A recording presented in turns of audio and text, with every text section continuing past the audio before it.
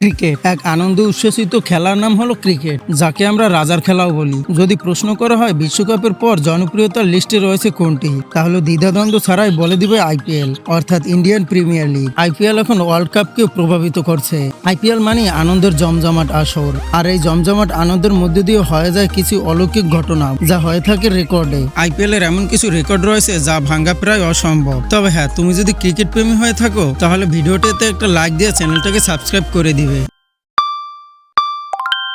Number 5, most sixes in on match. এক ইনিংসে ব্যক্তিগত সিক্সের লিস্টে রয়েছে ব্যাটিং এর দানব ক্রিস গেইল। আরসিবির হয়ে পুনের বিপক্ষে 2013 সালে করে এই রেকর্ডটি।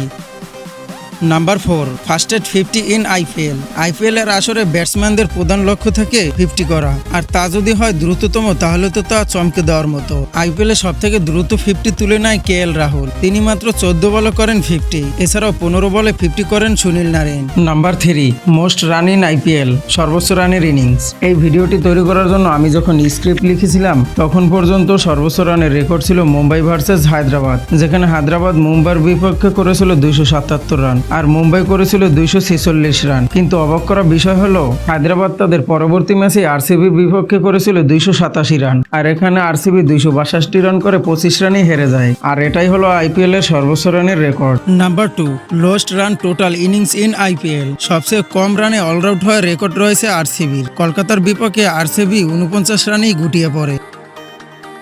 Number 1, highest individual score in IPL. IPL এ ব্যক্তিগত সর্বোচ্চ রানের মালিক one and only universe boss Chris Gayle, যে রেকর্ড কেউ এখনো ভাঙতে পারেনি, আর ভাঙতে পারাটাও অসম্ভব। 2013 সালে ক্রিস গেইল আরসিবির হয়ে পুনের বিপক্ষে মাত্র 66 বলে করেন 175 রান। কোন রেকর্ডটির ম্যাচটি তুমি দেখেছো তা কমেন্টে অবশ্যই জানিয়ে দাও। এছাড়াও ক্রিকেট নিয়ে যদি অজানা কোনো তথ্য বা ভিডিও পেতে চাও তাহলে আমাদের চ্যানেলটাকে সাবস্ক্রাইব করে রাখো। তো পরবর্তী ভিডিওর জন্য ভালো থাকো, সুস্থ থাকো, গুড বাই, আল্লাহ হাফেজ।